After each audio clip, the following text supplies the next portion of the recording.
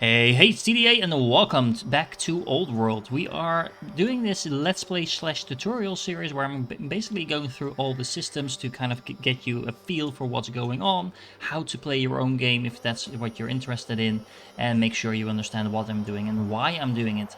Now, we've only gotten through the first turn in the previous episode because I had a lot of basics to explain, but luckily we have all of that out of the way now so we can really pick up some speed. So, let's not wait any longer and make sure we end our first turn and get to the second turn. Now we're going to get attacked over here by the barbarians at the scouts. So ideally you want to park the scouts inside a forest because that way they're actually hidden. They cannot be attacked. They can actually not be seen at all. But yeah, that's what we have to deal with. Now our worker is still working on improving the game, so we won't be able to move him. And let's see, where are we going to go? I actually have a feeling we're here on a coastline, but I want to make sure that's actually the case. So typically you want to take one move at a time, kind of like this. And yeah, we do have a beach over here. So now I'll move to the edge of this. This is one move at a time. And you can see the dots on the top here actually show you how many moves you can make in a single turn. We have some citrus over here, which is interesting. If you actually set your unit on top of a hill, you will get a improved sight. So you have a bit more of a view around you, so that can be really useful as well. And is this actually... I was actually wondering if this was the border of the map. I do think we're really close because I can't scroll too far away, although that doesn't necessarily say anything. Yeah, we have a lot of open area over here, which is actually really awesome because as the Persians, we get specialized units, unique units that are all, cavalry, and cavalry gets huge bonuses on open terrain. So that's going to be really useful if we ever have to defend this area. But anyway, for now, our scout is done scouting, so that means we have some orders left and we can start moving around this unit. Now, we might actually want to keep it close by-ish, because we do want to start moving towards those barbarians sooner rather than later. But we don't need to do that instantly. And considering... yeah, I'm actually not sure if the scout is going to go back up here or not. And if he's not, he's going to go a little bit more to the south. Then we might want to take this unit and kind of explore in this direction to see if we have any city sites over here. So, that didn't gain us any new sight, but we can see what's behind this pass between the mountains. Now that brings us to the end of the second turn, so that was a lot faster than the first turn. But before we go on, I want to mention a couple of more things that I left out in the first episode because they weren't instantly relevant, and I couldn't actually show it to you because the family that we founded in our first city was not assigned yet. At least we didn't have a family head. So right now you can see the Myriad family has a plus 65 opinion of us, which if you hover over the number, you can see how that's built up. So we founded their family seat, so that makes them really happy. We get a bonus from our legitimacy. So basically, the more you achieve, the higher this rating will be, and the happier the families will be looking up to you. They're not too happy about not having fur and honey, but that's something we cannot fix anytime soon. And there's 5 citizens, so that gives them a slight minus. So if you have a large empire, at some point this will start to matter. But as you can see, for now, they're pretty happy with us. You can actually make them more happy with you by influencing their leader. So if we go to their family, you can see that this is the family head. There's 2 living family members, and we could actually marry into their family already. That's what we want to do. You will typically get events triggering that will give you this for free, so I don't recommend doing that on the first few turns. But if you specifically want to marry into this family, that will make the family happy with you, because of course, well, you're like providing them with more power. Then that's something you can do. What you can also do is you can actually influence individual members. So you can send other people that really like you from your family to influence them on your behalf, or you can do it yourself as the leader, but that will cost some gold and some orders. We currently do not have any gold. Well, we have 24, but that's not 200.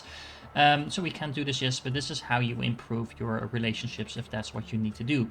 You do want to make sure this stays in the positive, because unhappy families will start spawning rebels in your city, and that quickly goes from bad to much, much worse. The same thing holds with religions. You want to keep the religions happy, and generally you want to make your neighbors happy as well, because otherwise they tend to declare war on you, although that doesn't necessarily need to be your top priority, but making sure your internal politics are in order is really a high priority. It's also not too hard to manage, it's just something you need to keep an eye on. Okay, so let's see. We actually found the Danish here in the south. Now, the Danish are not a nation like we are, but they are a tribe. They will have these smaller cities. They might have several cities around the map that are all part of basically their nation or their tribe. And you can interact with them to some extent. So the barbarians over here that we found earlier, we cannot talk to, we cannot deal with, but we can do so with the Danish. So let's actually see, where are they on the map? They are over here in this corner. I'm guessing this is actually the coast. It does feel like this is a secluded area. And again, this is a city site, so this is actually really convenient because it doesn't feel like anyone else is bound to grab this site really fast. And that does mean we can actually explore a little bit further while we're at it. Yeah. So as long as the Danish are kind of stuck here in the corner, we will be able to take this city as well. So that means that we do not necessarily need to prioritize grabbing this if there's other city sites that someone else might be grabbing. And that does also mean that we are going to move this unit up here again to kind of scout what's over here. So I'm really happy that we moved this slinger in this direction. Now, going back to the events, they are going to talk to us, and we can either ignore them and then get some additional orders, which allows us to move more freely around the map. Now, actually, if we get 6 orders, we're not going to be able to spend them because we don't have that many units yet. If you do not spend all your orders, they actually get turned into gold at the end of your turn. I think every order is 10 gold, so that adds up really quickly if you see how much we currently have. So we can either ignore them and, well, basically just be neutral with them, or we can actually declare war on them. We will get a militia in Parsa, which is a civilian military unit, not all that strong. It will actually cost us 100 training to do so, and I don't think that's necessarily what we want to do. It's actually not a bad thing to be at war with the tribes, because typically they're not much of a threat. But in this case, there's nothing we are going to do with a militia. It's a really weak unit, so I think we're just going to ignore and get some extra gold, because again, we cannot spend the orders. Speaking of orders, let's take the slinger up here a little bit, see where this is leading. It seems that again we have a coastline over here, so even though we have barbarians over here, they shouldn't be too much of a problem. It's an interesting start, actually. Because we seem to be kind of insulated on this area. Now, that can be a very bad thing, because we have all kinds of enemies over here. We might be stuck with these city sites, but at least we should be able to build 4 city sites, assuming no one else wipes these barbarians off the map, because they will do so. Okay, so our worker completed our camp over here, and now we have a massive growth production bonus as well as a massive food rate production thanks to this camp over here. And you can actually tell because our growth is now at plus 16, so that's 8 from the base, 2 from being connected, but 4 from the camp, so it's almost a 40% increase compared to what we had before. So we should be able to build some settlers and workers here really quickly now. We also want to start improving something else. Typically going for the resources first is generally a good idea. And we have sheep, sheep, and sheep, so that might not seem like an interesting decision, but wherever you build this, you will actually also be able to expand your borders once you put a specialist on your improvement. Now, building it over here only gives us access to more flat land, so that's not really interesting. The same kind of holds over here, although that would move the borders into the direction of our second city side as well. But I think this area, generally speaking, is more interesting. We'll also get closer to the elephant location over here. It's quite far away still, but at least it will come in range maybe sometime soon. We also have the rivers over here, so this is, I think, the location where we want to go. Now, if we build a pasture, we will get even more growth, even more food. So that it really specializes this city into a massive growth machine in terms of being able to spawn workers and settlers and such. Because we are the Persians, we actually also get half a order per turn. Now that might not seem like much, but it adds up really quickly over a lot of turns. And remember, we can build 3 of these pastures, so that's 1.5 orders every year, or every turn, so to speak. And that's going to be a massive, massive gain. So at least we're going to go for the sheep first. And because we know we are going to want to produce a couple of settlers, workers, and stuff like that in the early game. So let's do some more exploring over here with our scout in this direction. Again, putting it on the hill because we get the additional line of sight. Let's see, should we go into this? Let's go kind of in this middle area direction. Yeah, that's some mountains over here. And we actually discovered a landmark which will give us 1 legitimacy. Now, because we only get 1 legitimacy, we know that someone else already discovered this landmark before us. So it's going to be very likely there's going to be another nation in this area.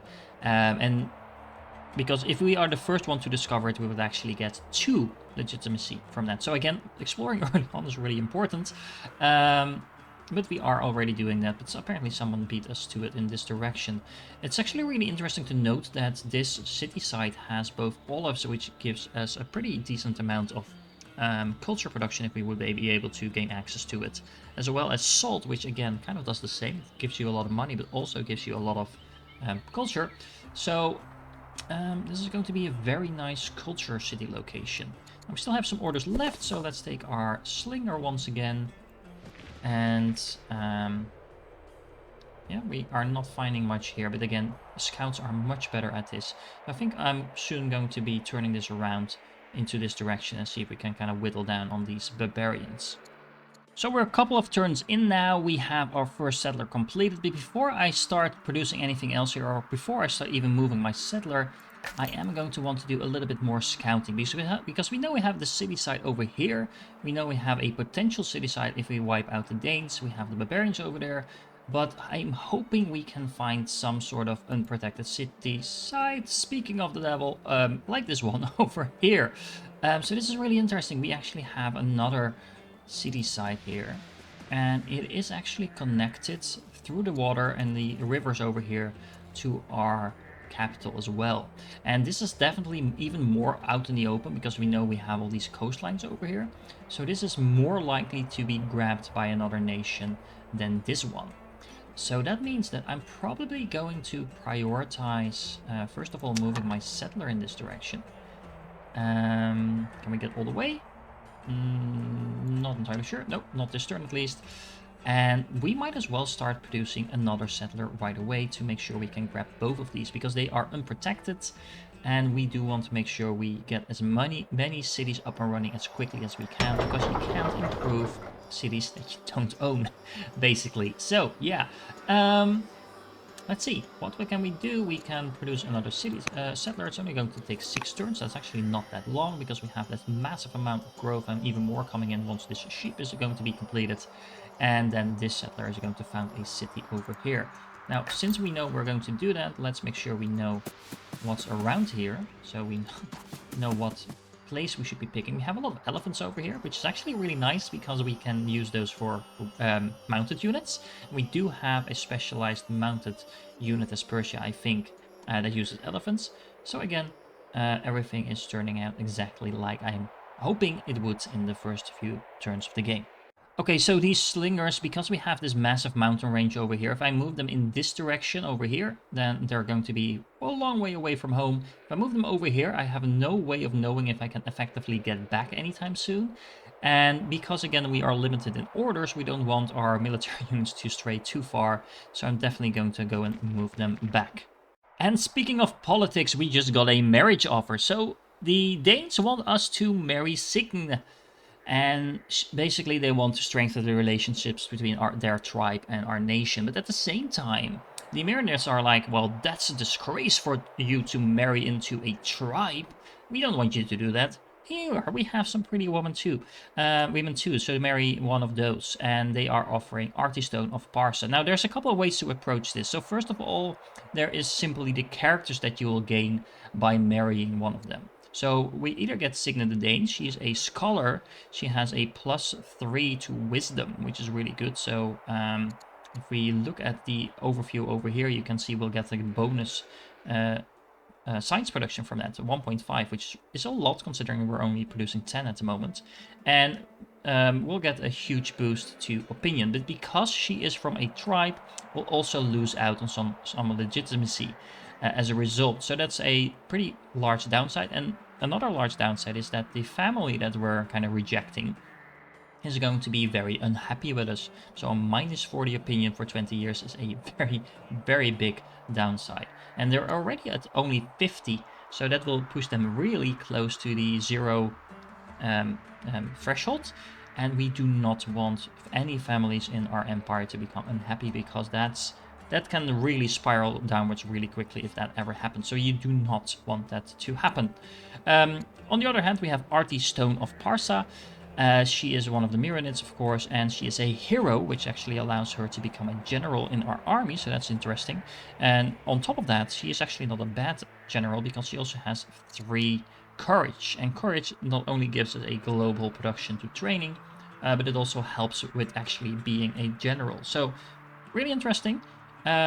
She does come with a downside because she is bitter, and that means she gets a -2 to charisma, and that will in turn gives a -2 to civics production. Considering we only have 8 civics production at the moment, that's going to be painful.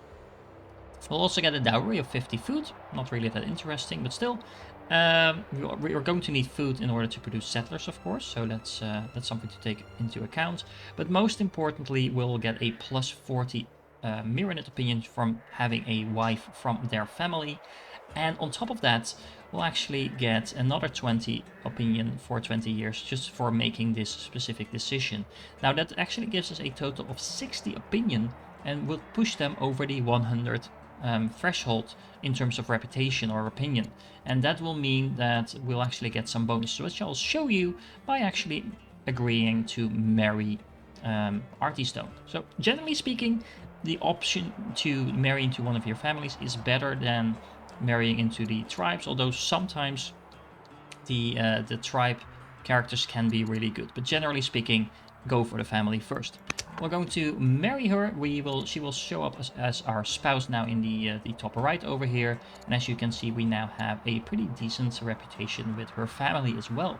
Now, what that gives us is, because they are now pleased with us, not only do we get a 10% reduction in upkeep, so that's what the red gold sign represents, but we also get a 5% bonus to the military strength of all their units, because each unit that you produce in a city will be from that family, and basically if the family is happy with you, their units will fight better for you as well. So that's really cool. Now, second thing that we need to do, a very important decision that we need to make, is where we are going to settle this second city. Now, we have a lot of elephants around here, so basically it's about which elephants do we want, and we also need to... Oh, we can actually also reach the citrus over here, which we cannot actually take advantage of just yet, because we need a technology that we don't have. But if we place our city all the way over here, we actually get access to 3 resources, and potentially even more than that if we can somehow get to these elephants as well. Yeah, I think settling in this corner will be just fine. The nice thing is as well, because we have this river in our territory and also close to the urban locations over here, this city will actually be connected to our trade network regardless of where we place it, so we don't need to settle next to the river necessarily. So placing it here should allow us to found a city that's already connected, and again, that helps with a lot of things. Income, it helps with discontent. So having connected cities is generally speaking a good idea. So that also kind of rules out making a wider city, because they already start out connected, but that won't actually give us anything. We would be able to produce mounted units even if we don't have elephants, but we do have elephants. We don't have any horses or camels at the moment, but Yeah. We would gain an additional scout when we found the city, which, in terms of exploring really fast, might not be the worst choice, but we could also just build a scout. Um, Alternatively, what we could do is found the Akamid seed that would give us some production in terms of civics and orders, which is pretty decent. Or we could found ourselves a religion and get that thing going. And I'm quite tempted to actually do that. Because having a religion in your boundaries can be very useful. It also can trigger some interesting events. Yeah, I think that's a pretty good choice, honestly. Alternatively, I'm just thinking a little bit about what we're going to do with this city, because this city is very strong in terms of culture, and that might kind of nicely align with, well, to be honest, either of these two, and a little bit less so with the Sassanids, although by building their city over here would make it connected, and it will not be automatically connected because this river doesn't go all the way there. But yeah, let's just go with founding a religion, because I can also show you that aspect of the game, although this would be a perfectly fine choice as well. We get access to a pre-technology, which is a pretty huge bonus, and we now founded Judaism in this city, and we are now known as the settlers. So as you get more legitimacy, you will actually get new names, and those names are kind of, again, a way to kind of give some flavor to the game, but also show you kind of how you gained your points and things like that. So really interesting. We also found the Vandals, which have sent us a charming emissary who responds to every query with a smile and a pleasant reply.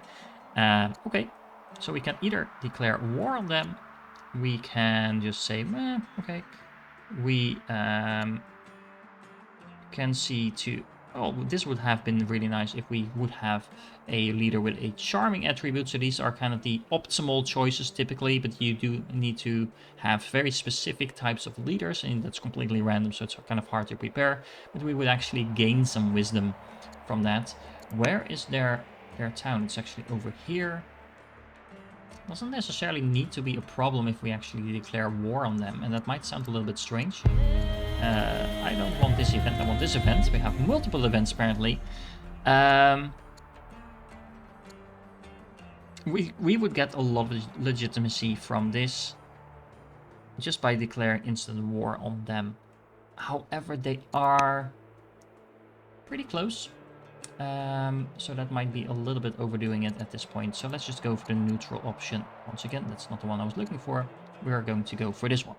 Going back to the religion part of thing, you also get a nice pop-up like this over here, which basically say, hey, we brought Judaism into the world, and we can decide what we are going to do with their leaders. So we can either invite their leaders to the court, that will require us to spend 50 civics, but they will actually gain a lot of opinion with us for 40 years, so that's a really nice boost. We can also ask for a copy of their laws that will actually get us some free civics. Or just say, I don't care, and they will become angry with us. And if you want to end your game really quickly, that's probably the way to go. There's ways to manage this, probably, but it's not worth the effort, in my opinion. And especially not worth the 2 legitimacy that you get in return from that. So, yeah, boosting the reputation with them sounds like a pretty good idea. And just to go over here for a moment, you can see the religion now. We have a plus 40 bonus with them because we just picked that option. And every Jewish city will actually get a plus 2 to culture. Now, because we found it over here, we go here, we should see that indeed we get a plus 2 bonus from being the Judaism holy city. There's other benefits from being a holy city as well, because we also get plus 2 civics per year. And generally speaking, there will likely be, over the next 1 or 2 turns, someone from one of the families who will adopt this religion and then become the religion head. Now, for example, if that is someone from the Myrmidons, then this opinion bonus is then again applied to their family as well, and you can kind of stack bonuses like that. And it's a really easy way to kind of keep everyone happy, assuming you are able to keep the people from this religion happy. Again, you do not want angry religious people in your empire. I think that's kind of a common trend throughout the world in real life as well. But in this game, again, that gets out of hand really quickly, so you do need to keep an eye on the opinion of your religious people.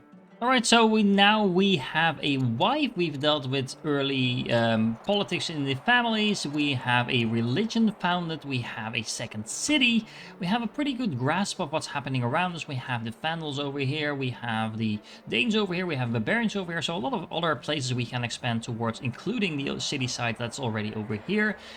So that means in the next episode we're going to have to focus a little bit more about expanding, and then probably a little bit about some military action as well, because we do have to make sure we acquire those city sites before someone else does that for us. We're also going to have to do a little bit more exploring. It's a lot of fun stuff to happen over the next few episodes. I hope you enjoyed this one. If you did, don't forget to like the video, it really helps me out, and subscribe to the channel if you haven't done so, and I hope to catch you in the next one.